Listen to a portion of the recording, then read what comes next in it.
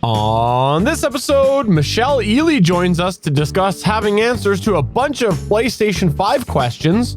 I finally get my Pixel 4a. Spider-Man's a Sony exclusive for a multi-platform Avengers game. And SpaceX has a successful splashdown. This and more in this week's show. I'm SP from Better Podcasting, a show dedicated to help make your podcast better. And it is part of the Get a Geek network, just like the show you're checking out now. Shows on the network are individually owned and opinions expressed may not reflect others.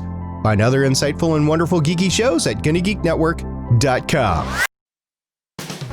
This is the official GonnaGeek.com show. Each week, we run down the latest news and happenings in the world of geek. These are your hosts for the show, Steven, Chris, and SP. Welcome to an all-new episode of the official GonnaGeek.com show. I am Steven John Drew, and I have just realized that my keyboard is extremely dusty, but I've also got with me Chris Farrell. You always gotta dust your keyboard, Steven. Just pick it up and dust it off. Also, SP's here. You just got to pick up your keyboard and just blow on it. Get that dust off. And Chris, I'm just wondering, this has been a big question that's been on the internet for a day. Have you found your Willie? We haven't found our Willie yet. We have been in communication with our Willie, but we have not gotten eyes on our Willie in over a week now. Oh, it's troubling. It's tough. Actually 2 weeks because our Willie wasn't on camera last week. Oh. Yeah. Well, that's sad. I remember the last time I lost my Willie, and it was around the time that I got married. Oh, I shouldn't have said that. I'm getting in trouble for that. But also, if you have had enough of the crappiness that is jokes like that between the three of us, well, you are in for a break this week because the bar has been risen because Michelle Ealey is here this week. Hello, Michelle. Hello. I come here with my keyboard clean and as it should be. And I don't need to find any Willies, so I'm good. Well, we are happy to have you on, Michelle. We appreciate you coming by tonight. Just for anybody who's watching or listening to this, we would love to have Michelle more often, but I've been battling some tech issues over the last little while, whose unreliability, things like that. And so now that I've upgraded my computer, things seem to be going well. We'll see how tonight goes, but if all goes well, you'll probably see Michelle make an appearance more often if she'll come back. After that sort of introduction there, talking about Willies, she might never want to come back. We're just talking about Willie Nelson. Oh. What are you talking about? Willie D. Nelson, which is Willie Nelson, which is, his new name. Is on the All Things Good and Nerdy podcast on the GonnaGeek.com network, Sunday mornings, 11 a.m. Geeks.live. You missed the promo. I set it up for you, and you didn't do it. I didn't want to shamelessly self-promote. No, see, SP, that's his thing.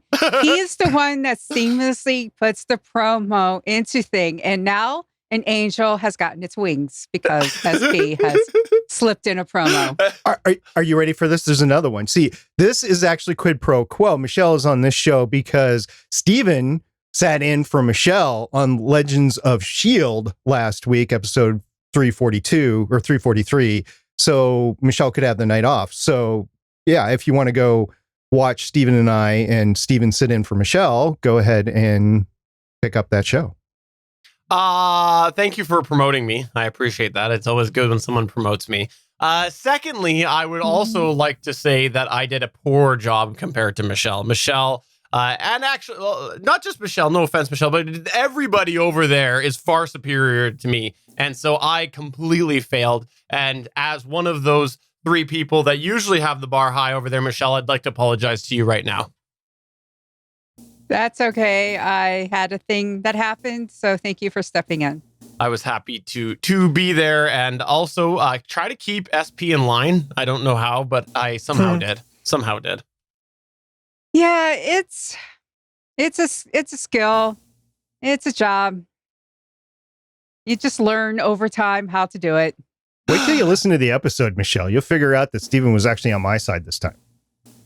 I know. You're going to hate me, Michelle. I apologize. I'll apologize now. But check that out on Legends of S.H.I.E.L.D. podcast. You can check that out in wherever you get your podcast. Also, if you want to check out all things nerd and goody, go ahead and check that out at atgnpodcast.com. And hey, while you're doing all of that, let's just go ahead and promote better podcasting. Why not? It has nothing to do with anything we just talked about, but since I wanted to promote one of my shows now, that was the way I wanted to do it.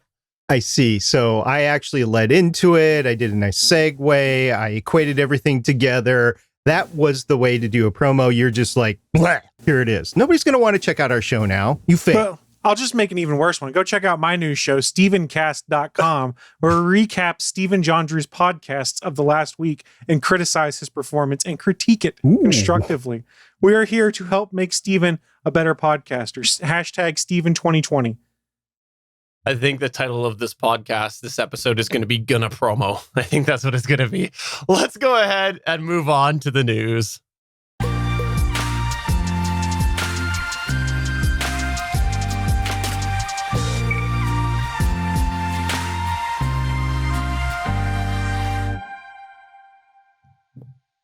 Let's kick it all off with our guest of honor, because let's be honest, SP, Chris, and I are going to just drag this show down. So let's start off on a good note with Michelle's news, which is going to top everything else that we are talking about. Hey, before we do this, can I interrupt for a second here? For the video viewers, Chris now has something new over his shoulder that I think I don't is know what brand you're new. talking about. Did you just add that right now on that bumper? Did you just put it up there now, or was that there at the beginning? It's been up since the show started. He's got a Steven's new neon not paying sign. attention to me. Chris has a new neon sign for some team, some sports center, or some college or something. It's definitely not an educational institution. It has to be all about the sports. Anyways, it's a cool neon sign, Chris. So let's roll on. You can thank my mother. It was an Easter present that I was just able to get due to COVID-19. We got my Easter package last week.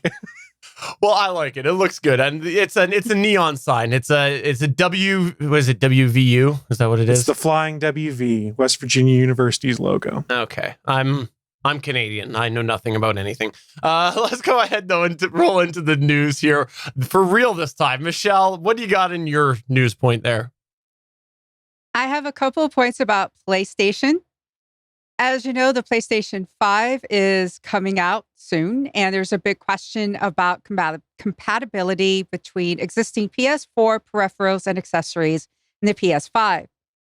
Well, PlayStation came out with a couple of blog posts, and specialty peripherals such as officially licensed racing rails, arcade sticks, and flight sticks will work with the PS5 games and supported PS4 games. The platinum and gold wireless headsets, as well as third-party headsets that connect via USB port or audio jack, will work with the PS5. The headset companion app is not compatible with the PS5. The DualShock 4 wireless controller and PlayStation officially licensed third-party gamepad controllers will work with supported PS4 games. Both the PS Move motion controller and the PlayStation VR aim controller will work with supported PS VR games on PS5. That's some good news. Some not so good news.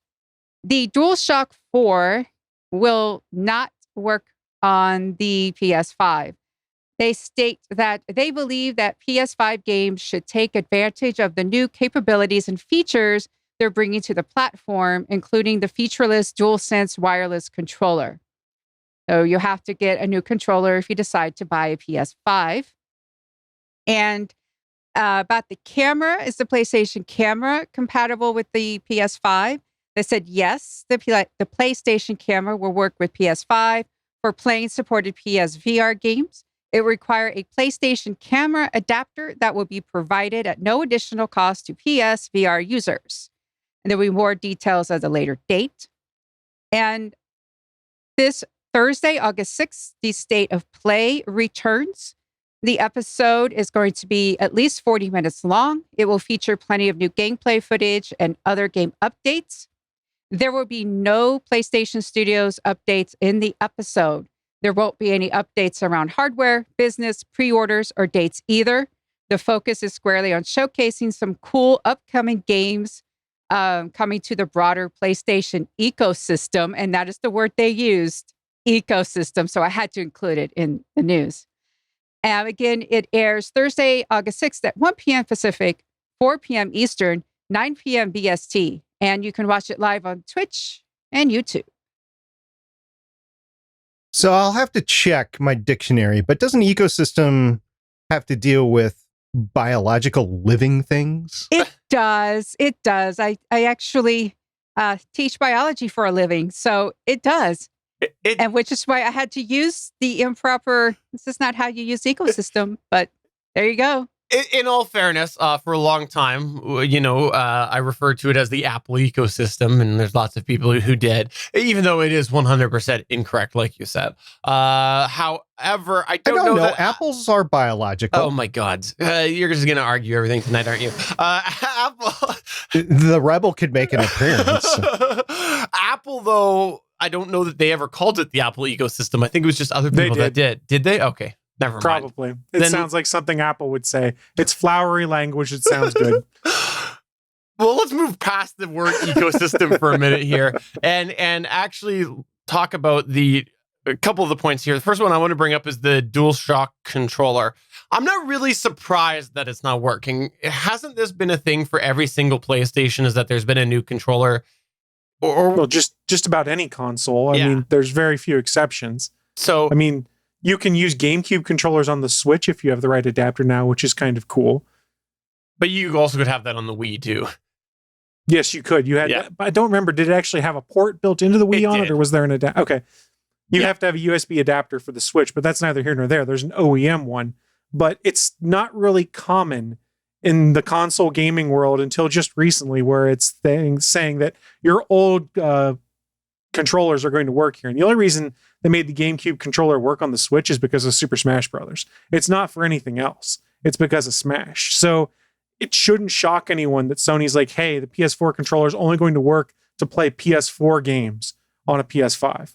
It's an interesting move, but it also makes sense because they put additional capabilities in the PS5 controller for like the motion controls. And I think they took the touchpad off the top of it like the PS4 controller has.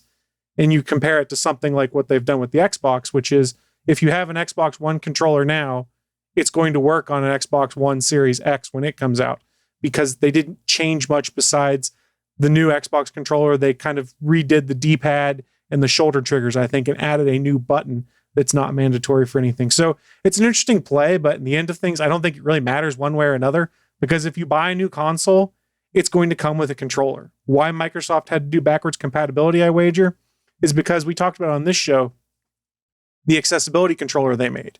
So that if you are a disabled gamer, you could build your own rig to be able to play. If they didn't make that work, they just made a big hubbub, and justifiably so, about making this controller, like a year and a half ago or so. You need to have that out there. And from what I had read, this controller also works on other systems too, including PCs. I think people have homebrew hacked it to work on the Switch, and I do believe there was talk it may work on PS4. I haven't followed up on it. If someone in the chat room knows, please let us know. But it's interesting. I don't have any problem with Sony's take, though, on PS5 controller is the only thing you can use on PS5 games, because it's a hardware limitation. One of the other things I wanted to mention was the fact that the PS4 camera is compatible with the PS5. And I wonder if that's just because they're using like a generic plug and play type camera. You know how many of them are like as the core? Because so many cameras and things like that are just plug and play without drivers anymore on Windows. So I wonder if it's just so generic that it's easy for them to do it. Are you talking about the big flat thing that has like two cameras for like 3D motion detecting? Different thing. That was on Xbox. That was the Kinect camera on Xbox. Yeah. I've got one that's connected to my PS4. There's the PS Move camera that's designed to look at like those light up beacons or whatever, but they're not real. I don't think it's near the same custom level of hardware that the Kinect camera was, which, side note, has been completely abandoned by Microsoft at this point. Yeah. Because it says that it's going to need an adapter, is what I think Michelle had said there. But I was wondering if that was just like a physical connection difference rather than like an actual software or driver thing. That's what I was kind of wondering, but I don't know. I can't imagine that the adapter is doing much digitally, that it's actually just like converting a connection, but who knows? Well, I guess we'll find out. It's interesting that that's the thing that they make cross compatible. Well, isn't that camera required for PSVR? I thought know. It was required to play camera. PlayStation VR. Yeah. I thought it was their specific one that they'd branded out there. I thought you had to have that for PlayStation VR, which is why they have to make it be backwards compatible, because they want to maintain that VR world that they have developed in the PS4 side of the house and make it forward compatible with PS5 and then put more stuff out there. It's also one of the... Go ahead. No, please. I was going to say, it's also one of their big differentiating points in this current generation of the console war, which is if you want console-based VR, you can only have a PlayStation for it because Microsoft and Nintendo don't do it.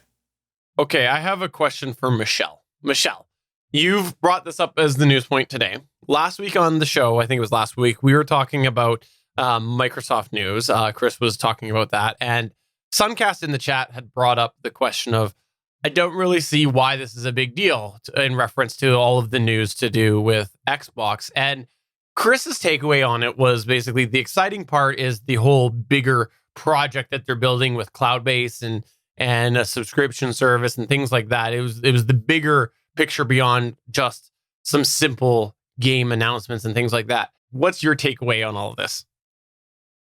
If you want a new console, I'm happy for you. I am someone who still has a 360. I did not upgrade to a 1. I have a PlayStation 4.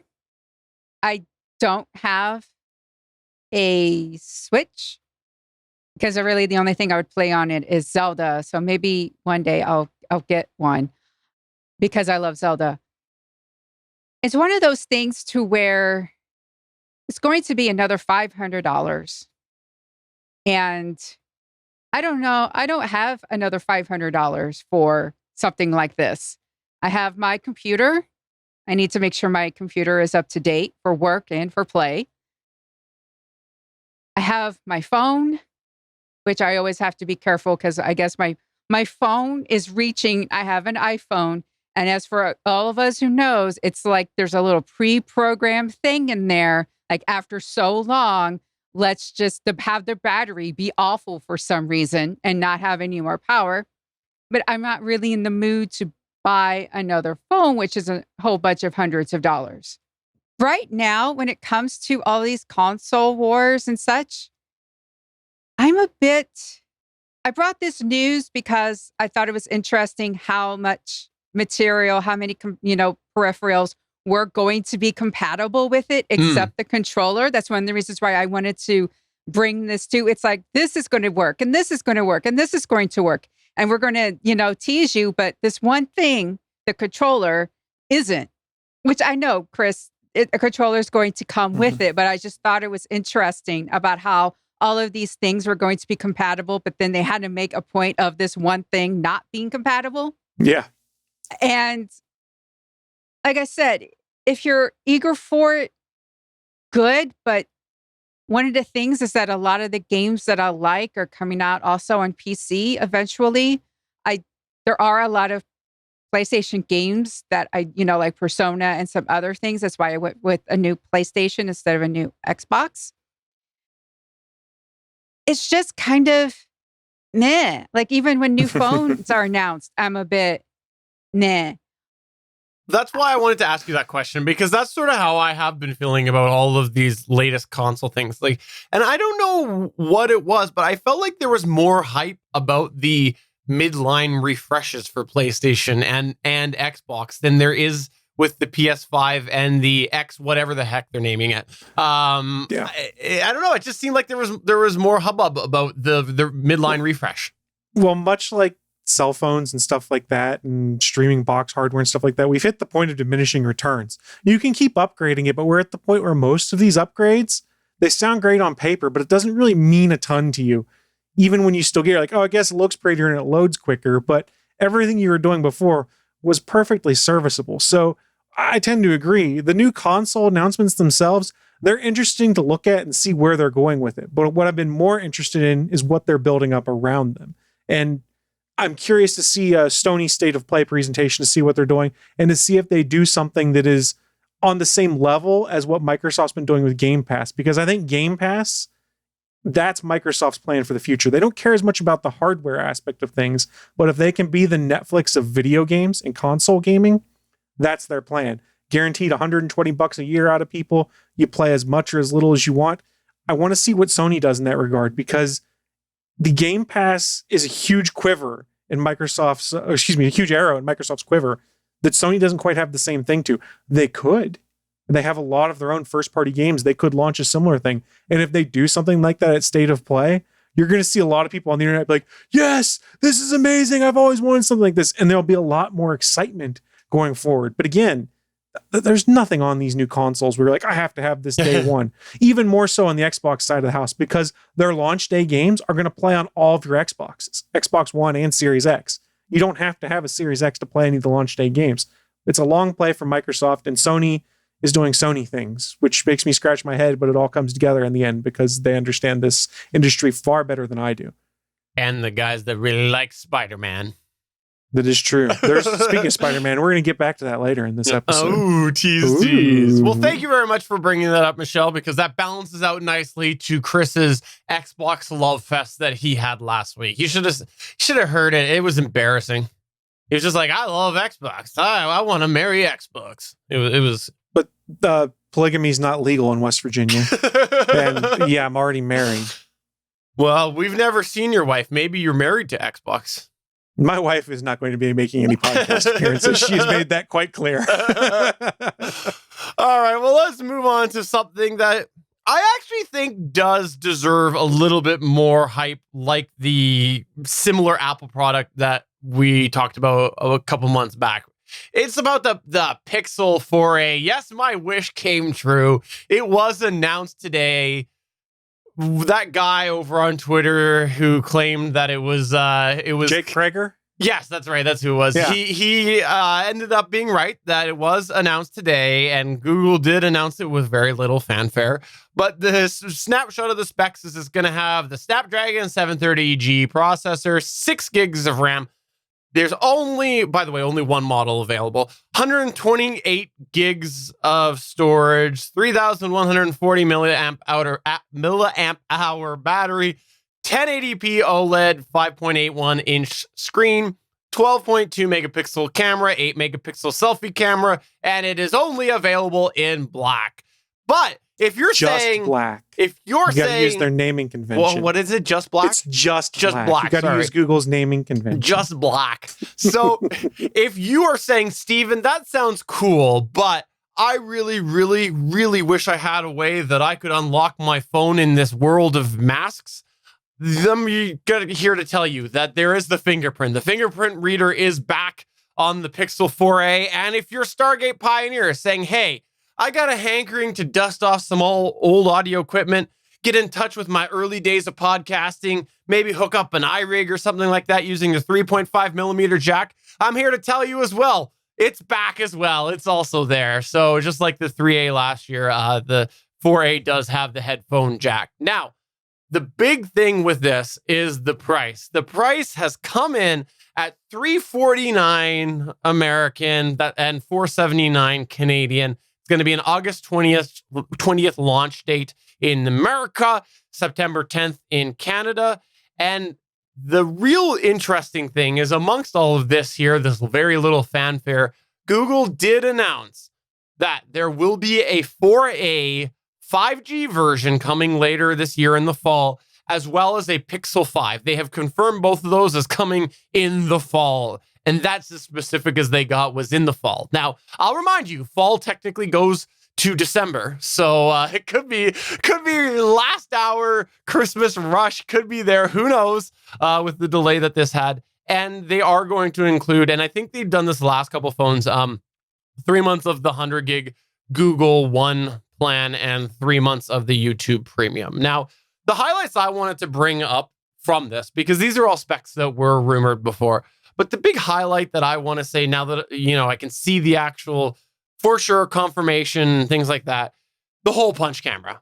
I am a huge fan of the hole punch camera. I think this is the best look that we've got for trying to do the edge-to-edge screen. I think it looks better than a notch. I think it looks better than a huge bezel at the top. I think the hole punch camera looks good. The other thing that I want to mention on this is that, again, one model with 128 gig storage. Yes, that is for sure, at the least, in my opinion, where we should be for the minimum storage on phones. We should be starting at 128. So I think that that's pretty good that it's got 128 gigs of storage in there for a basic phone. Like that's the target user, is basic features, which I'll talk a little bit more in a second here. But you're still getting 128 gigs. That's easily somewhere they could have cheaped out on with a price at $349. They definitely could have cheaped out there. And the other thing that they seem to do okay here is I powered through a bunch of reviews this morning, and everybody is saying that they fixed the battery problem that the Pixel 4 had, and that it actually does do like a full day, which is all you can really ask for in a phone this size. Step up a size, you get a lot bigger battery, and it makes a big difference. But in this sort of size, you're kind of looking at just day by day, and apparently it is doing that. Obviously, the price is the killer feature on this, because at $349, there is a big difference between $349 and like a flagship phone price. Even the sale prices that we've been seeing for some of those Pixel 4s and stuff, that leaves you with a big pool of money that you can use elsewhere. That's the same sort of idea that we talked about with the iPhone SE. The iPhone SE had a bunch of concessions, but you're left with a phone that works well, that gives you a lot of the features that you like, but with a bunch of money to play with, to do something else with. And so that's where a lot of the shortcomings can easily be sort of brushed under the carpet because of the price point. Now, from what I'm seeing with the cons here, the biggest cons that I'm seeing right now is, I'll say the biggest cons that I personally see at the moment is that the processor is slower. Let's start with that right away. It is definitely the step down processor. So the question is long term. I don't know the snappiness, the responsiveness. The reviews that I watched were split. Some people were saying, yeah, it's snappy. And they were showing pictures next to their other phones, and it was going snappy. Other people were saying, yeah, there's a bit of a lag. But I think you're looking at the long-term play there. With a slower processor, that means less years.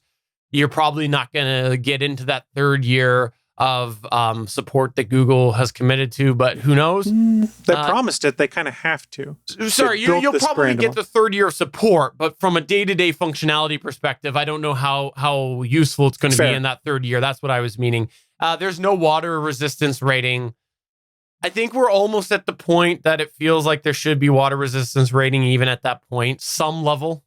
Remember, water resistance doesn't mean the current level that you see on the iPhones and the Pixels where you can drop them down for a certain time. There is a lot lower water resistance rating available. Even the Pixel 2, I believe, had an IP like 58 or something like that. I thought it was 67. Was it? Okay, 67. I can't remember. Yeah, it was a lower tier. So I'm surprised there isn't any level on this. And then the other thing as well that I wanted to mention is the audio. I don't know why they continue to do the second speaker and the stereo pair on the bottom of the phone. That's going to be kind of odd. Because people want it. But no, it's on the physical bottom. It's not front facing. Yeah. So that's the only place they could fit it. I mean, but I wish that they would just give it a little bit more bezel at the bottom to then have that. People would complain about the bezels. That's true, I guess. I don't know. Seems weird to me. But the only other sort of miscellaneous note that I wanted to mention was that I saw a guy actually do an unboxing of the Pixel 4a review kit that he was sent, and it was absurd. It was absolutely absurd. In the 4a review kit that he got a cardboard stand that he had to punch out, it's the perforated stuff. He had to punch it out to make this little stand for the phone. It came with some random Google branded unknown non-alcoholic drink. It had cookies as well as something else that said like sweet treat or something like that. It was a bizarre unboxing or review kit that he was sent, but I appreciated it. It made me laugh. So let's talk a little bit about the 4A here. At that price point there, what do we think? Do we think that this is something that the market really needs? Do we think that they've missed the mark here? Do we think that their lateness is going to cause a problem? Because the next phones, the the bigger flagship phone is sometime in the future here in the fall. Let's start with you, Chris, since you're also a Pixel guy. Pixel 4a at $349 is a great price point. Let's be honest here, because when the new Pixel 5 comes out, the price point will probably be somewhere between $800 to $1,000. And here's the thing. It'll have better hardware, but what Google's been proving with the Pixel A line, the 3A and the 4A, is that all of these cool things they've been pushing out to the Pixel is software based. Like, you still get all the cool new toys that we've seen on the Pixel 4, aside from the Sony facial camera and things like that. But you still get like live transcriptioning. You still get all of the Pixel feature drops. So you get call screening. The camera in the Pixel 4a, the reviewers that I'd seen, especially the folks over at Android Central, said it's basically the same camera and the same quality pictures you get out of the 4a than you would out of the 4 and the 4XL. So that's their big thing they're proving here, is that you don't have to have the cutting edge hardware to get the magic sauce that makes the Google Android experience work the way it does. And I think this is going to be when you start to see Google shift and realize we don't have to do these hugely expensive flagship phones. We've even seen the rumors already for the Pixel 5 that they won't be using the most cutting edge Snapdragon 800 level processor. They'd be using like the 865 or the 855. I can't remember whichever one is a generation older, because they don't need it and it cuts the price. So I think they did exactly what they needed to here. The early reviews I've watched on YouTube from some of the YouTube reviewers and tech blog reviewers and stuff like that have all been pretty complimentary. One of the things they've been concerned about, like you, Steven, was long-term, what does this slower processor mean? Now, in caveat, Pixel 2 XL and Pixel 2 that you have, I haven't really noticed much in the way of processor-based issues. Most of my problems have been there's not enough RAM to keep all my applications open I want. Something they've presumably cured here. The other thing I've seen people complain about, but I think it's more an adjustment period, screen refresh on this phone. This is not really a huge pick. It's more of a nitpick. It's only 60 hertz.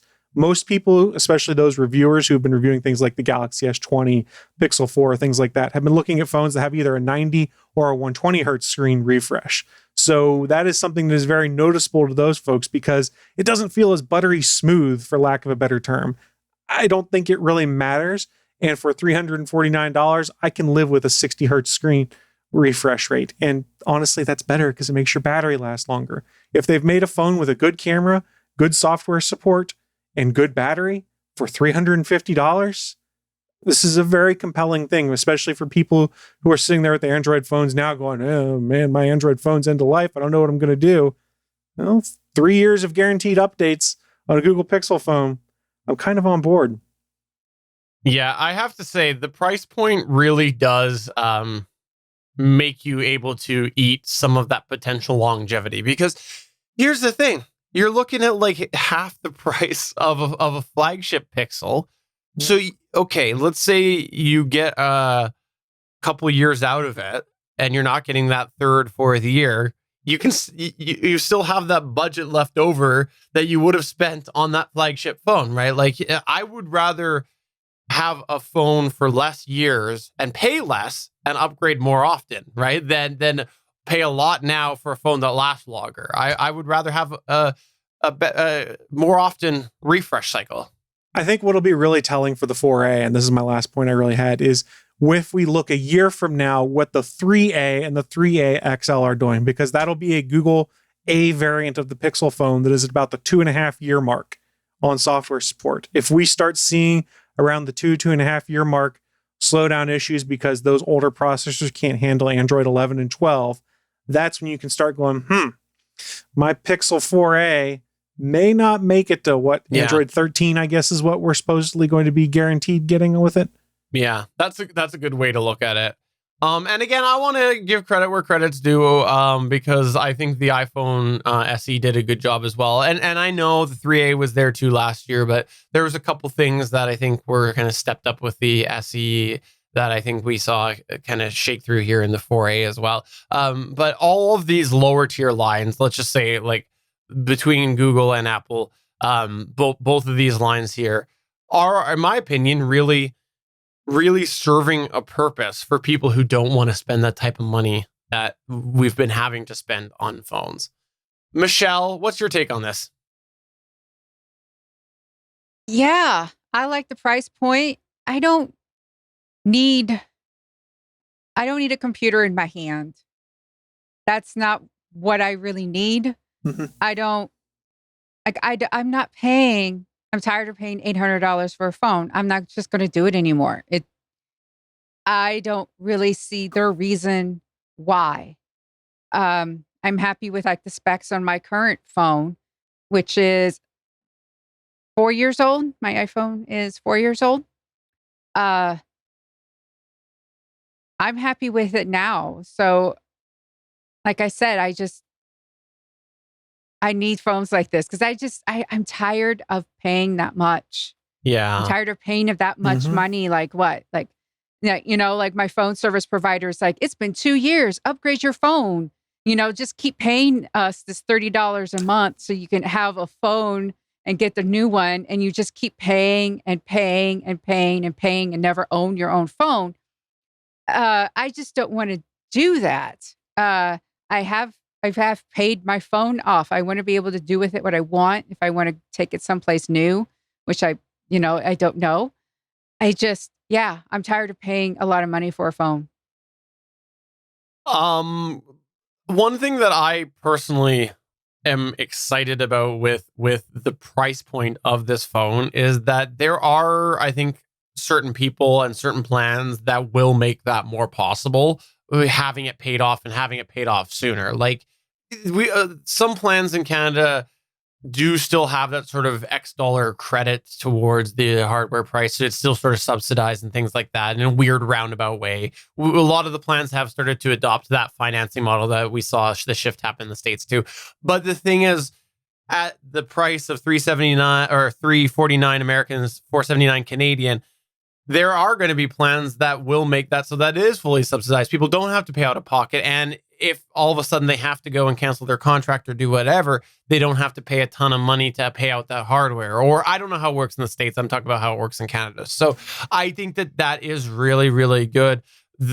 That there are people, there's probably a lot of people who can't afford to put out the dollars up front and won't have to, hopefully. I will say this: if you can afford to do it, buy an unlocked version of your phone, especially in the Android world, because then you don't get all that carrier bloat, and you can just walk away to whoever you want. Like the same Galaxy S20 you would buy on AT&T has like 20 AT&T mandatory apps that it has on there, and if you buy on Verizon, it has 15 that are all just junk you'll never use, but you can't delete them. All you can do is disable them. It is the worst thing. All of these carrier-specific apps that are forced out on carrier-locked phones. Yeah, we don't have that up here. Yes. Congrats. In fact, actually, it's regulated that they cannot lock phones anymore. So, SP, what's your take on this? About the Pixel 4a, my concern would be survivability. Since it's a lower price, I know a lot of parents will be really apt to switch over to the lower end phones, whether it's the iPhone SE or whether it's this Pixel 4a, and use this because as a parent and you have 1, 3, 4 kids, you're just not going to be able to afford the flagship phone for everybody. Normal families. There are those lucky families out there that can go with a flagship phone for everybody, but of course, those are the kids that drive Maseratis to high school. But I think survivability is going to be the issue because you get these phones for the kids and they have to be able to survive until you can afford the next one, whether that's 2 years, 3 years, whatever. So that's my first thought is survivability, whether that's waterproofness or ruggedness, like the drop test or whatever. They have to be capable of doing that because a lot of people are going to be getting this for their kids just because of the price point. So that's my concern there. The other concern is it depends on what architecture you're in, what ecosystem you're in, to use a bad term. If you're in the Apple's ecosystem, you're going to be using an Apple phone. If you're not, you're going to be using a Google phone. This is a great Google phone. I mean, if I'm going to go Android, I'm probably going to go with a Samsung phone or a Samsung Note, Galaxy, one of the two. Don't. They're still bloaty. They're still bloaty. It's a lot better though. Right. Exactly. But I mean, I'd be going for the camera and the everything else. I guess a full-blown Pixel camera is better. Agreed. Yeah, I was just going to say the Pixel camera is up there. So there's that. But I mean, a lot of people aren't going to be using. There's more choice in the Android architecture than there is in the Apple architecture. I guess that's a better term, Yeah. right? Architecture versus ecosystem. So yeah, that's my concerns here. I enjoy lower price phones. I have the blessing and the curse to have kids that are getting out. So we started the phones when they were cheaper and we could get the kids all phones. And then when the phones started to get more expensive, they started to last a little bit longer. I mean, basically we went to flagship Apple phones for a lot of different reasons. But at the time where I had to stop, or I could stop buying one for everybody, is when they got really, really expensive. And now I've got the last one going out the door later this week, moving into her own college apartment, still on our phone plan. But we recently upgraded on her phone. That might be the last phone I buy for her, which means that I now only have to buy a phone for me. Moi. And I get to choose whatever phone I want. I probably won't be getting the Pixel 4a. I'll get a flagship phone. We've talked about it before. That's what I'm going on. And I have more things to say about the PlayStation and Xbox, but I wasn't allowed to talk before, and I know we've moved on. So just saying. Okay, so here's the deal with the phone situation. We need to recap the fact right now that SP said that he did get his kids the flagship phone. So we want to ask the question, how did they like their Maseratis? Well, all three ended up wrecking their cars. That's a true story. That's not funny. Mm-hmm. As far as the flagship thing goes, this is going to check enough boxes for me that I am going to pre-order this. Been checking my carrier to see if it comes up, because this should be, for my plan, one that is actually affordable. And here's the thing. I want to not pay that high ticket just to vote with my dollar at the least, right? Because this is giving me the check marks that I want, the key ones that I need. And I want to not have to be in that higher class. And I'll say that part of the reason for this decision is I don't want to go, you know what? I would appreciate all those bells and whistles, but I don't need them. But I would appreciate them. So I'll just go and find my way into that $1,000 price point and just do it because, like, it's been a while since I've had a phone. There's part of me that has a level of comfort of knowing I have paid this lesser price tag and supported that model. So that's part of it. I'll say it. All right. Any other thoughts on this before we move on to the Sony thing, which might give SP an avenue to get his knickers out of a knot? If I was wearing knickers. I'm glad there are phones like this coming out because I refuse to spend $1,000 for a phone. And it's more than that. It's $1,500 to $2,000. Yeah, it's crazy. It's nuts. My laptop cost $500. Yeah, right. And then your phone they want you to spend $1,500. It's crazy. It's nuts. Yeah, I'm not doing it anymore. All right, Chris, what you got? So we're going back to video gaming with this news. I changed my story originally today. Originally, I was going to talk about, hey, they figured out who hacked Twitter, but I don't want to get into the legalese of it. And honestly, I don't care that much. They found him. The more interesting story was before the problems that caused it to happen. So I'm sure we'll revisit it at some point to explore the hack better. What I did want to talk about today was Marvel's Avengers game that'll be coming out for PS4, PS5, Xbox One Series X, Xbox Series X, PC, and Google Stadia coming up. They've been doing monthly updates of where they are. There's a beta coming up. They announced just recently that Hawkeye was going to be the first new character pack that would be added to the system. Well, there was a tweet that came out today from the PlayStation Twitter account where Crystal Dynamics, that's the company that's developing the new Marvel Avengers game, an employee there by the name of Jeff Adams revealed today that Spiderman is going to be available as a free update if you own a PlayStation and have Marvel's Avengers video game. Available in early 2021. If you have a PC, an Xbox, you're not going to get him. This is a move that sparked a lot of criticism on social media from many folks, myself included. I had my own hot take that I put out on Twitter where I believe I called it something to the effect of BS and anti-consumer. And I kind of still stand by that, but we'll get back to it in a little bit. Is a hot take like a hot pocket? I wish I had a Hot Pocket right now, a little ham and cheese Hot Pocket. So this announcement from Crystal Dynamics, like I mentioned, came in a blog post. It offered no insight or reasoning as to why PC, Stadia, and Xbox players are going to miss out on this exclusive content. The best that anyone can tell, and we can't get confirmation on this is not a timed exclusive content. It is only on PS4 that you get Spider-Man, arguably one of the most popular Marvel comic book characters and Marvel movie characters. Some people are thinking that how this came into play is that the Spider-Man games by Insomniac that are really good are exclusive to Sony's PS4 and the upcoming PS5, but they tend to forget there was a Marvel Ultimate Alliance game that just came out for the Switch less than a year ago, which featured Spider-Man, both Peter Parker and Miles Morales, and he's also featured in all the Lego Marvel games. So it's starting to look like this is a move that is just what we've seen in the past, where it's, hey, we're going to put this character and make it available only on this console, so you'll buy it here. I did mention historically this has happened before. One of the first things that came to mind, and I don't think this was as egregious an issue, was back in Soul Calibur 2. We're going back to the PS2, GameCube, and Xbox era here. On the PlayStation 2, you got, and I'm going to screw up this name terrible, Heihachi Mishima from the Tekken series as an exclusive character that's only available on PS2. On the GameCube, you got Link from The Legend of Zelda. And on the Xbox, you got Todd McFarlane's Spawn. These were all exclusive to those consoles, and I think they eventually unlocked it when it became a digital game later on down the road.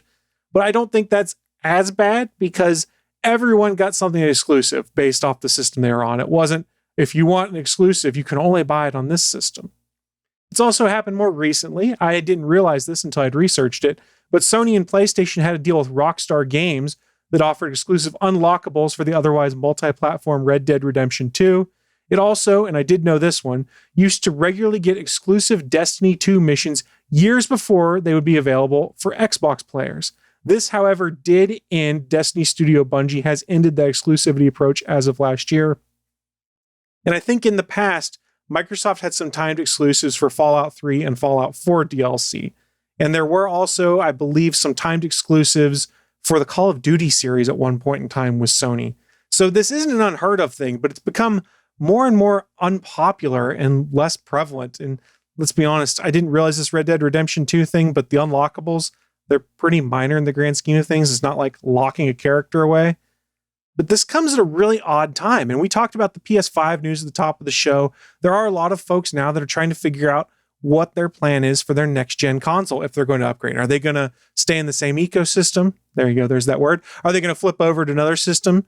They're not sure. And a lot of people, myself, maybe is starting to come to the same opinion, is that making Spider-Man an exclusive for PS4 might be a way to try and incentivize people to stick with PS5, because when you upgrade those consoles, both Sony and Microsoft have announced you'll get the 4K updated version with enhanced visuals for your next gen console. So maybe that's the play here. I honestly don't know what it is. So full disclosure, I probably should have said this to start with. Spider-Man's my favorite superhero. My console of choice for multi-platform games is Xbox One. So this news to start with kind of rubbed me the wrong way. But as I started thinking about it and tried to set my bias aside, and I'm trying the best I can, I'm sure some of it bleeds through, it just seems like it sets a bad precedent what Sony and Crystal Dynamics are doing here in the world of gaming. It's arguably hostile to gamers. While some folks like myself, we have the luxury of having multiple consoles in our house, in theory, I could buy it on a PS4 so I could have Spider-Man. However, most of my friends play on Xbox One. And if it's not cross-platform play enabled, I've basically blocked myself off from being able to play co-op games in the Avengers game with my friends. There's no technical reason why Spider-Man shouldn't be on all platforms. It's not like they're saying, oh, there's some hardware limitation that we can't include this character. No, it's a money limitation. It seems like they paid to have that character exclusive to their consoles. And I fully admit, I play most of these wide release games on my Xbox. I'm going to continue to do so because that's my preferred world. It's my preferred controller where most of my friends are. But right now, I'm honestly reconsidering whether I'm going to keep my pre-order for Marvel's Avengers. This is a game I was excited about. I started off a little shaky on it, started looking better, but I don't think, I'm really debating canceling because I don't think Sony, more specifically Crystal Dynamics, should be rewarded for a move that is hostile to gamers. And some people, it's a bit hyperbolic online are saying is a spit in the face of the fans. It's not necessarily that, but it's certainly not friendly to fans. And we live in a world now where we're seeing more and more cooperation and crossplay enabled between systems. Remember a few years ago, it was big news when they accidentally flipped a switch in Fortnite and made it so that Xbox and PlayStation gamers could play together. Same with Rocket League. Now we live in a world where a lot of these living online shooters and things like that, it doesn't matter what system you're on. You can be on an iPad, a Nintendo, an Xbox, a PC, a PlayStation. You can play with your friends regardless of where they are. This seems like a step back by saying, oh, we're in this more open world where we can all play together and have the same gaming experience, unless you want to be Spider-Man. So my hope is this is a decision that gets revisited. They make it available for all systems, or at the very least, make it a timed exclusive for Sony, because it's just a bad play. At the very least, it's bad PR, and I think it's going to lead to a lot of people, and the tech blogs are already picking up, of course, because people are incensed. Arguably, I think some people are taking it too far because it just makes for good headlines, but it just seems like a bad anti-consumer decision, and it's a slippery slope for what happens next, which is now are all of these different multi-platform games going to go back to be like, well, if you want this, you've got to buy on my console, but if you want this, you buy it on that other console. It's not how it should be. The game should be the game. This should be the game, regardless of what system you're on. I don't like what this looks like, guys. It stinks. You know, this reminds me of the pre-order wars, like pre-order at Best Buy, you get this weapon or this piece of armor, or pre-order GameStop and you get this thing. And eventually, if you notice, that's not a thing anymore because people got sick of it. But I don't think that was as egregious either, because that's like an extra weapon or a different skin pack. It doesn't alter the way the game plays.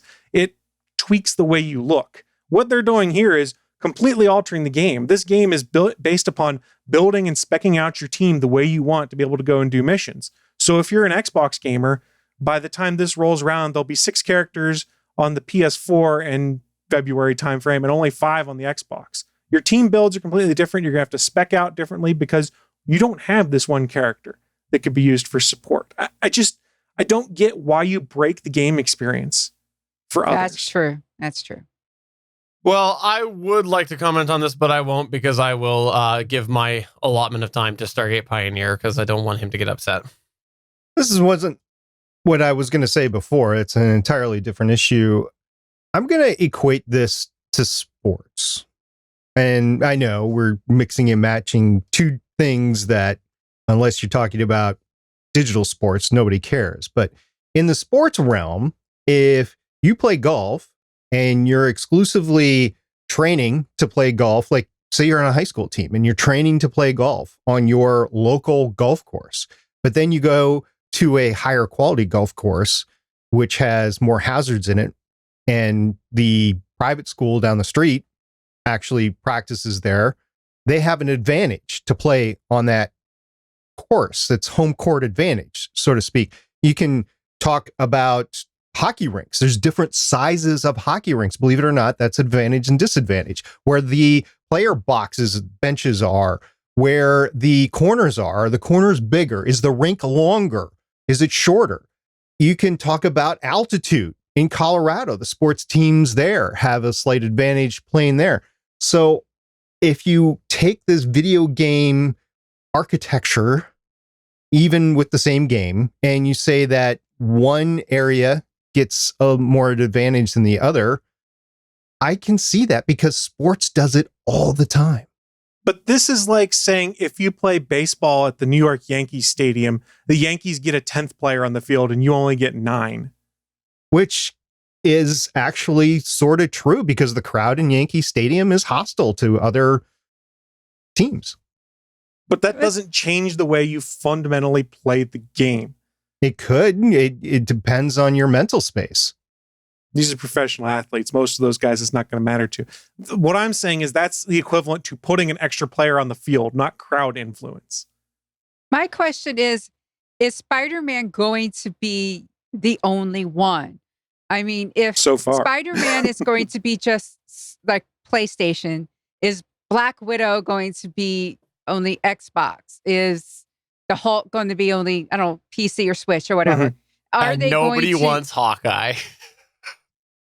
Well, anyway, unless it's Kate. But anyway, that's a different that's a different discussion. Anyway, I do see this point. It's like if you played Mass Effect and you could only get Garrus if you only played the PlayStation, and you couldn't get Garrus if you played it on Xbox. Oh God, I'd riot. Yes, Mass Effect is not the same game if you don't have Garrus. And if you don't like Garrus, then we will need to have words back in the alley. So it is a valid point. I did not realize that the game was the way Chris described it, a team-based game, and how you need to like play and such. It does fundamentally change the game. And I think Xandrax has an interesting point in the chat room. He's right to an extent, saying it would be one thing if the exclusive character was Moon Knight or Squirrel Girl. Spidey's an A-lister in anyone's book. Now, Squirrel Girl is moving up in the hierarchy of things, but it's not the same as Spider-Man, one of the most recognizable superheroes and brands and characters in the world. I mean, they've arguably taken Marvel's most popular property and said, you only get it if you play on a PlayStation. Well, it'll be interesting to see what comes out of this. Nothing's going to come out of it besides a bunch of cranky fans on the internet, myself included. SP, am I okay to move on to the next news point now? Is that okay now? Can I continue? I don't know. Michelle, Chris, what do you think? Oh, I'm good. Okay. Michelle? I'm good. Did you want to say anything else about PlayStation or anything, SP? Well, it's not just PlayStation, but PlayStation, Xbox. So these things are moving into something that is a center entertainment system. So you see these gaming systems going towards streaming boxes. You see streaming boxes going towards gaming systems. Eventually, they're going to combine. They're going to meet in the middle, and you're going to have one functionality. So that streaming box part of it, not just the video game part of it, but the streaming box part of it is going to be more of a consideration as things progress. And right now, I think both PlayStation and Xbox are kind of ubiquitous when it comes to the streaming capabilities, but eventually, who knows? There might be a differentiality between the two. So there are reasons to get a new console if you've increased your capabilities in your sound system or your TV that you're playing this on, maybe visual or a virtual reality capabilities. I mean, there's just different things when you're looking at the future of these consoles, and it's not just the game console that we knew in the past. So that's all I wanted to say before. I feel like I'm getting picked on now. I have to admit, I used my PS4 to stream, like to watch Hulu and Disney Plus. I use it just as much because I don't need a Fire Stick or a Roku because I have my PS4. That's exactly my co-host on ATGN, Willie Nelson, uses his PS4 for everything. It's his game console, it's his internet browser, it's what he streams all of his content on. So he doesn't really worry about the smart apps on his TV because pretty much any streaming service he wants is available on PS4. Well, moving on to the next news point here. Or can we move on? Sorry, I should double check that. Can we move on? Are we good? Going once, going twice. Sold. Stargate Pioneer. I don't know if you know this about him, but he is not only a fan of geek stuff. He is not only a fan of podcasting, but he is also a water slide master. In fact, most of the times that you don't see him, he's on the water slide. And one of the best parts about the water slide is when you get to the end, and you go into that big pool at the end and you splash down into that pool. And so SP is here to talk about that splashdown, right?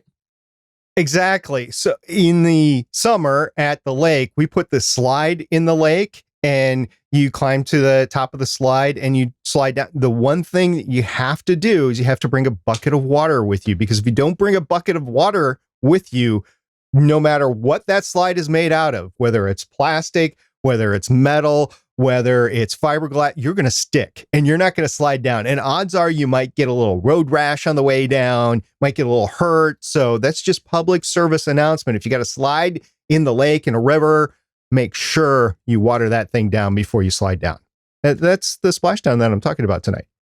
Perfect. Also, I hear that if you have that slide a little too high, you can end up getting a real big rash on your behind side. Is that right? If it's too big of a drop? That's what I just said. Yeah, you can end up getting a rash. Yeah. Okay. So can you get a rash on your behind side? Is that what you're saying? Well, it doesn't have to be your behind side. It's whatever's contacting the slide as you're attempting to slide down a solid, not watered down, not lubricated slide. I was just wanting to make sure that we talk enough about the rash that's on your behind side so the listeners can really get that visual. I don't have a rash on my behind side. Do you have a rash on your behind side? Did you forget to water the slide? I have not been in the water for a long time, but that doesn't mean I don't have a rash on my behind side. All right, so we're just going to move on and talk about space and SpaceX splashdown. For those that don't know, we talked about it briefly last episode, that SpaceX Demo 2 with the Dragon capsule, which was named Endeavour, if that was going to come down this past weekend. There was some weather functionality issues with a hurricane off the east coast of Florida and negating some of the primary splashdown points, but never fear. SpaceX actually planned ahead, and they had splashdown sites, 7 of them, around the state of Florida. There was some on the east coast of Florida, 3 of them. There was 4 on the west coast of Florida. So they were all good for the potential of a hurricane. And they had a boat, which we'll talk about, on both sides, which they're both equal. They go out, they get the capsule. It's like a big crab fishing boat. This was awesome. This was the best episode of Deadliest Catch that I have seen in a long time. It was great. Did anybody here watch the recovery of Demo 2? I did. Okay. A little bit of it. All right. I did, but I was bouncing back and forth between, ironically, a water problem elsewhere in my house involving the kids. Yeah, so the kids did not lubricate the slide. That's The what kids were doing was. their own water landing, is what you're saying. They had their own splashdown, yeah. Something that nobody thought of, which I am scratching my head why nobody thought of this, but nobody thought, if you happen to watch this event where the Dragon Demo 2 capsule came down and it splashed down and they recovered it, fine. After the capsule came down, the area was clear for pleasure boaters, and guess what? They came in droves. They did. Private boats came in droves. They circled around the back for the recovery. Now, they did stay distance. There was one idiot that got maybe a little bit too close, and arguably those in NASA and SpaceX eventually said everybody was too close, which they did have a gas issue with toxic gases that were inside the capsule, and everybody's saying, get away, this is bad. And so these pleasure boaters really just didn't know, but everybody's clamoring. SpaceX has made this such a spectacle that people are going to extreme lengths to just see it. And I'll admit, if I was in Pensacola, Florida on Sunday, I would have chartered a boat. I would have gotten my butt out there. It would have been a fishing boat, but I would have gotten my butt out there and I would have seen the recovery of the capsule on board. I believe it was Go Searcher. I believe it was Searcher or Navigator. I forget which ship is on the West Coast. Anyway, that's the problem. Everybody's saying we need to do better. So the SpaceX Crew Dragon Endeavour splashed down off the coast of Pensacola on Sunday, August 2nd, returning astronauts Bob Behnken and Doug Hurley to Earth after their historic Demo 2 test flight. But shortly after that splashdown, private boats swarmed the space capsule. NASA TV views of the Crew Dragon showed many recreational boaters encroaching on SpaceX's recovery zone, some of them floating quite close to the capsule.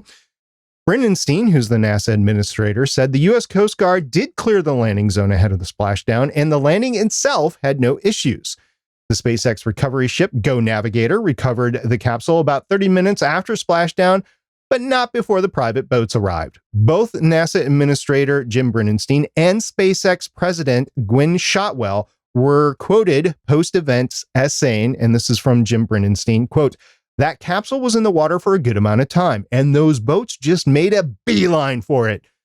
These are the things that we're going to look at that we need to do better at, for sure," unquote.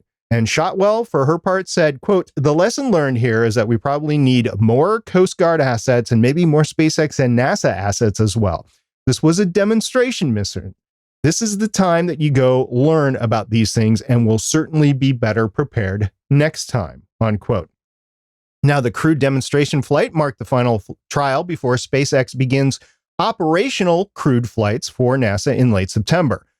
Pensacola as it happens, is the westernmost of the 7 potential splashdown location sites for SpaceX's Dragon, and was chosen this time due to Hurricane Isis, which was moving north parallel to Florida's east coast at the time of splashdown.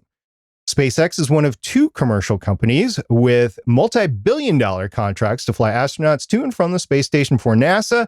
The other company is Boeing, will use its own capsule Starliner, which is designed to land on the land. So the only water landing that we're going to get out of these 2 is Dragon. This was a spectacle. It was great. Mars 2020 launched last week. This thing came down. We were just trying to watch a Starship Hopper SN5 test prior to this podcast. This has been an exciting week in space, guys. Yeah, I was bouncing back and forth. Like I said, trying to watch this, and I did manage to catch that. And it was quick. It seemed like it was quick that the boats came in, because I did manage to catch a spot where the commentators were awkwardly saying something to the effect of, "Oh, yeah, you can see it's a pretty popular event. Lots of people out there," or something like that. And you could just tell that they were just not sure what to say about it. Yeah, like, ooh.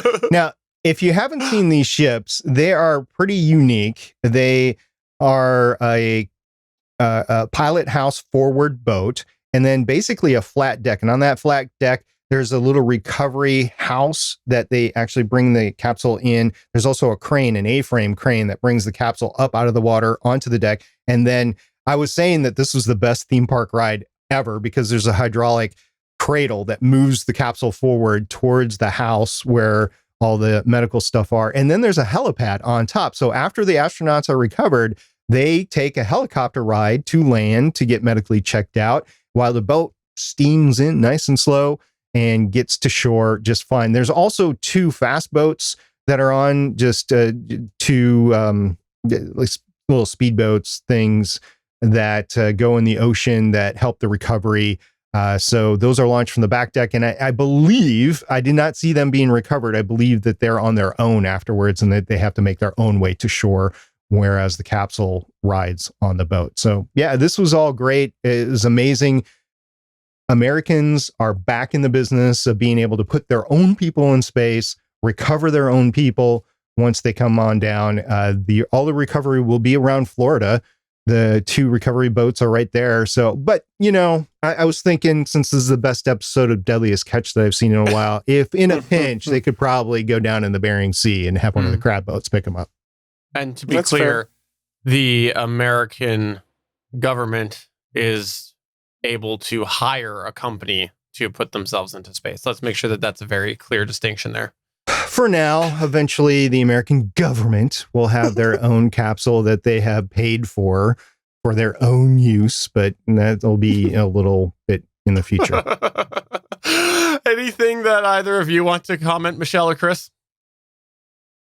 I think it's so cool. Space is making a comeback in a way. I remember being a kid, and it was all about the shuttle and the next shuttle launch. And now we're getting all this really, we had the launch in the capsule with the, International Space Station. Now we're having like stuff like this, and, Mars and all that. It's just, I really like to see space news, because space is cool. And SP, have you ever done, I don't know if you've ever done, why is it advantageous to use Florida for space launches and landings? Aside from the fact that it's far away from me, by the way, let's get that almost one out as here. far as possible. I mean, since everybody is targeting Stephen with space junk, I think it would be wise to stay away from there for launching. Ironically, there is a launch site near Stephen. It's on the west coast of California. It's Vandenberg Air Force Base, but those launches go north in a polar style orbit. The advantage of using Florida is it's as close to the equator as you can get in the continental United States. And you want to get close to the equator because you're using the momentum of the Earth's rotation itself to add velocity to your rocket. So you don't have to waste as much fuel and therefore mass in order to get to orbit. So you can take larger payloads into orbit by launching from Florida. So you're using the Earth's momentum going from west to east to help launch you orbiting from west to east. So it's all in the change of velocity. It's called delta V, and just the energy it takes to get to orbit. That's why we launch from Florida. We also had a question from Suncast saying, how many G's is a splashdown? And I'm assuming he's not talking about like grand, like, dollar bills. Yeah, what he's probably talking about is the acceleration of an acceleration, which is a jerk. But I did hear that. Did you just call him a jerk? Wow. Yeah, it's a scientific term. Oh, okay. Yeah, it's called the acceleration of acceleration. It's called a jerk. So the G's are 3.5 G's on the way down, which is about what they're doing on the way up. It's just negative G's on the way down. So I think it's a little bit more strenuous to come back down and go up, because when you're going up, it's positive G's, so it's against your chest. And when you're going back down, it's against your back. So it's kind of forcing you forward. It's like stopping a car where you go forward in your seat versus when you're accelerating, you go backwards. Which one gives you the rash? That is a medical privacy issue with astronauts, so you'd have to talk to the NASA flight surgeon on that. Okay, fair enough. Chris, is there anything that you would like to add? Can we just stop talking about rashes, please? All right. Well, thanks for looping us in on that there, SB. It was a pretty fun event. I actually had planned to watch several hours of it just because I had so much fun watching the launch, and I wanted to have the resolution by watching several hours, but kids had other plans. Now, before we go with this episode, I just want to tease next week's episode. We're going to have Michelle Ealey come back. Michelle Ealey is going to come back because I poorly produced this episode and didn't realize how many good discussion points we had in our news this week. We had a lot of news, and Michelle did a wonderful job of putting together some highlights from this current year's interesting Emmy nominations. There are still Emmy nominations happening, even though we're in a weird world. And she's got a whole list together. And Michelle actually had this list together before her news point that she discussed. So I want to really apologize to Michelle, because I know that this was the first thing that she came to this episode with. But I think there's a lot of interesting discussion to be had about some of the nominations that were on the Emmy roster this year, and some of the ones that I didn't really realize were there. So I'm looking forward to that discussion next week. If you want to hear us talk all about the Emmys, check that out in next week's episode, because Michelle's going to come back and talk about the Emmy nominations. And there you go, Michelle. Now I've teased that. Well, thank you. My apologies that we ran out of time. It was some very long discussions that I think were good. They were good discussions today, especially my news point, because I like my points. Of course you do. As I said on the Better Podcasting Live, the only thing Steven is good at is talking about himself. Yeah, let's leave that there. So, Michelle, thank you very much for coming on here. Greatly appreciate that. We look forward to having you back again next week. The top of the show, I said you'll see Michelle more often, and look how things worked out. You'll see Michelle again next week. Is there anything that you would like to plug or promote, Michelle? Well, I am an agent on Legends of S.H.I.E.L.D., which we record Thursdays, 9 p.m. I know this. I do. Speaking of Agents of S.H.I.E.L.D. again, by the way, I know we talked about my episode that I was on this past recent thing, but did you know that I am the executive assistant to the traveling deputy director secretary? Did you know that? That's my official title over there. How long did it take you to make up that title? About 30 seconds. Sounds like it. Sounds like it. Grabbed a bunch of words, shoved them together. And it took me half a second to translate that to shoe shine. Chris, anything that you would like to plug or promote? Friendly reminder, we do have a lot of live content here on the Gonna Geek Network. If you want to watch some live shows, head on over to geeks.live, scroll down to the bottom of the page. There's a calendar of all of our upcoming live events. So please come check out some of the live content we've got. And last but not least, because I will again forfeit my time to Stargate Pioneer, SP, is there anything that you would like to plug or promote? I would. One of the founding members of the Gonna Geek Network, called Legends Podcast, turns 10 this week. So go check their 10-year anniversary episode out. Give them round of congratulations, 10 years of podcasting. Like, Stephen and I have been podcasting for about 10 years, but it's not been with one show. Legends Podcast, the show, is 10 years old. That is an amazing accomplishment. My congratulations are to all of the full-time hosts that have been on Legends Podcasts over the years. You guys have done a momentous task, whatever, of getting 10 years of podcasting in. Congratulations. Yes, congratulations indeed. That is awesome. And I know there has been a lot of busyness that's come into that show here and there over the years, but they've managed to keep going. So congrats to them. But on that note, for episode number 341 of the official GonnaGeek.com show, I'm Stephen John Drew saying thank you for coming back again next week, Michelle. And you, listener, you viewer, want to come back for that.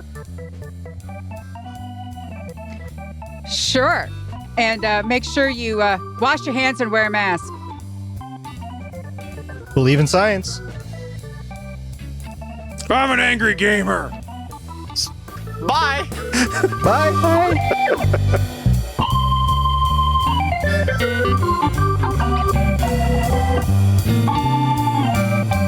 Thanks for checking out another episode of the official GonnaGeek.com show. If you like the show, please give us a 5-star review in Apple Podcasts or a thumbs up on YouTube. You can always join us for our live recording sessions, which stream Mondays at 8:45 p.m. Eastern at www.geeks.live. And remember, you can find our full back catalog at GonnaGeek.com/show. If you're itching for more geeky content, check out other shows on GonnaGeekNetwork.com. Voice work was by Emily Prokop of The Story Behind podcast. That's it for this episode. We hope to see you back again next week.